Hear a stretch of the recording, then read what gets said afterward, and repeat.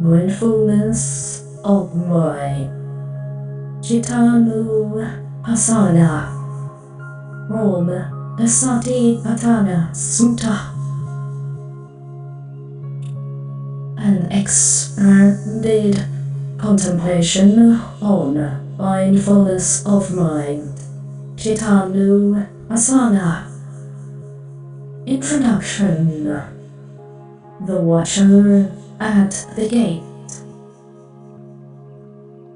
The Satipaṭṭhana Sutta, a Buddha's seminal discourse on the foundations of mindfulness, presents a profound and systematic or cultivating awareness. After establishing mindfulness of the body, Cittanupassana, and dealings, Cittanupassana, the practitioner is guided to a more subtle and foundational domain, the mind itself. This is Cittanupassana.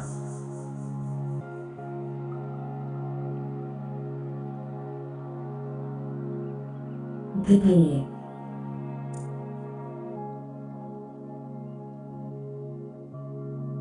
Often translated as mindfulness of mind or contemplation of the mind state.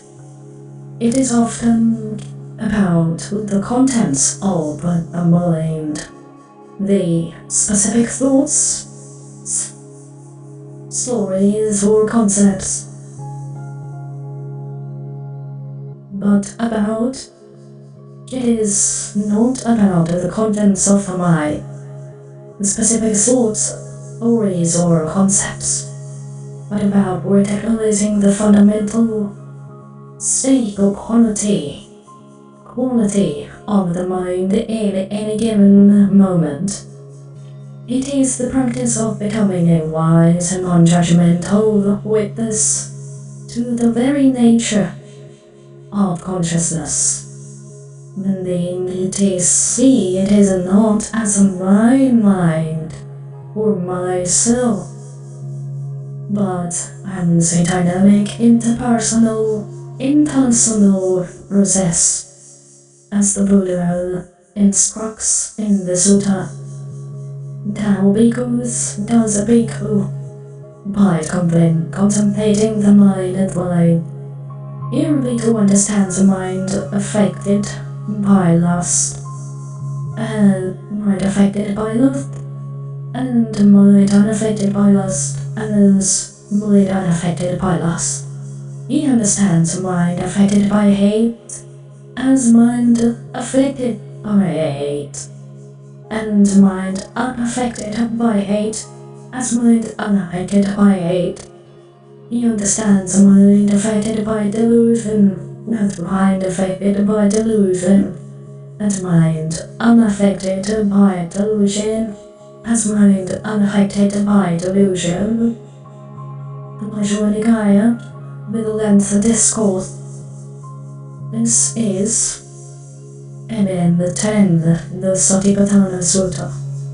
The Digha Nikaya, the long discourses. This is the DN22, the Satipaṭṭhana Sutta. The great discourse of the establishing of mindfulness.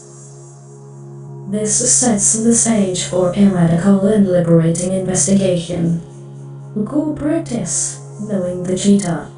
The Pali word citta is rich in meaning. It is often translated as mind, heart, or consciousness, but it specifically refers to the state of mind, the mood, the overarching quantitative field of awareness. It is the texture of our subjective experience. The practice of Cittanupassana is deceptively simple in instruction, but profound in implication. It involves a moment-to-moment noting of the mind's fundamental condition. Practitioner learns to recognize the presence or absence of the three roots: Bakusala Mula, lust, raga, desire or lower grade consciousness, covetousness. Is the mind grasping one thing meaning? Is it leaning toward an object with attraction? One notes there is a mind with a desire or simply wanting.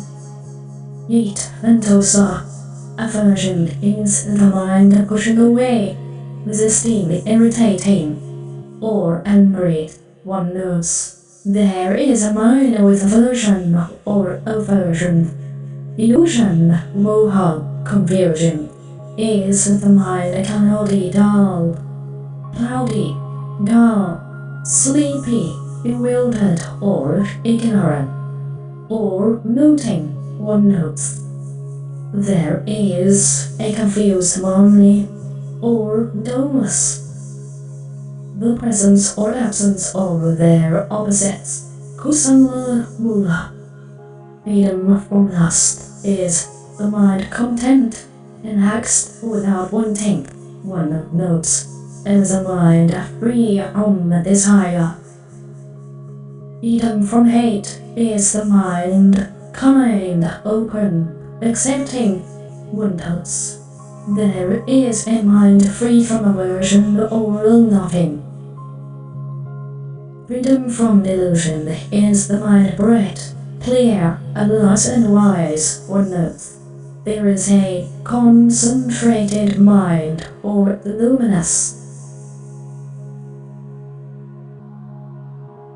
3. Other qualities of the mind state. The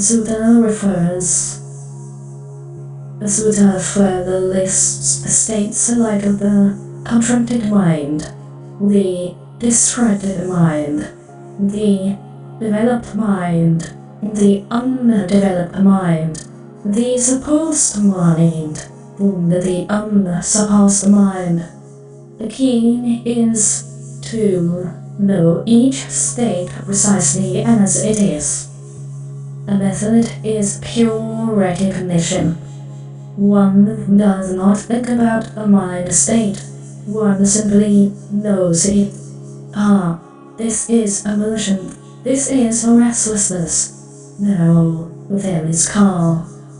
This act of bare attention creates a mystical space between awareness, sati, and the mind object, citta. We cease to be the angry mind and instead know that anger is present. Deepening the understanding, the implications of Cittanupassana. This practice moves beyond mere observation to transformative insight. D1. The identification and non-self. Another. When we see a mind affected by hate, arise, assist and pass away, a profound understanding dawns. This state is not me, not mine, not myself. It is a conditioned phenomenon. If it were truly me, Holland could command it to leave, but like a storm it comes due to the cause of conditions, due to causes and conditions, and it will go due to causes and conditions. This insight breaks the spell of identification, will release states of their power over us. 2. Understanding the impersonal, conditional nature of the mind. Through sustained observation, we see that the mind states are not random. They follow the law of cause and effect, dependent origination. Any pleasant sensation arises on the mind, with the desire often follows. And unpleasant memories arise, and the mind with aversion follows. We see the chain of conditioning allowing us to intervene wisely rather than react blindly. The mind as an object, not a subject. Cittanupassana trains us to treat the mind as an object of investigation, just like the breath or a bodily sensation. This objectification is not cold or clinical. It is liberating. The watcher is not another high part of the ego. It is the facility of awareness itself. It is the faculty of awareness itself, which is inherently pure and free from the contaminants it observes. We discover that awareness can hold any mind state without being corrupted by it, or from reaction to response.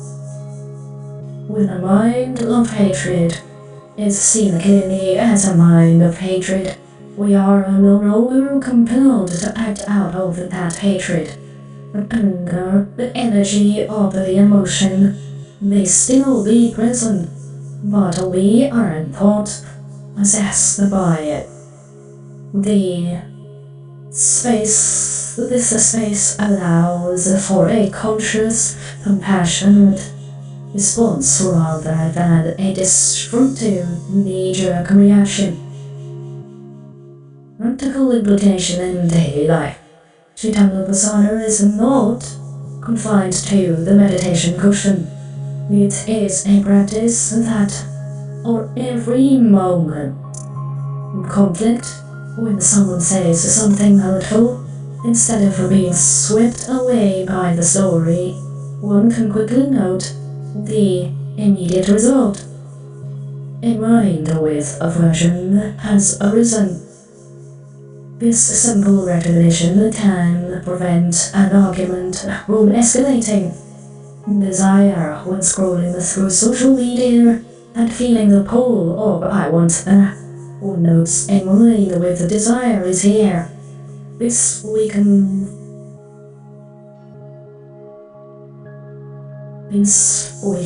the compulsive grip of consumerism or craving. In stress and overwhelm, instead of collapsing into the story of "I am so stressed," one steps back and observes the quality of the mind itself. Pain is a contracted, restless mind. This reframing reduces the secondary suffering of feeling like a victim of one's own mind. Conclusion: a path to liberation of mind.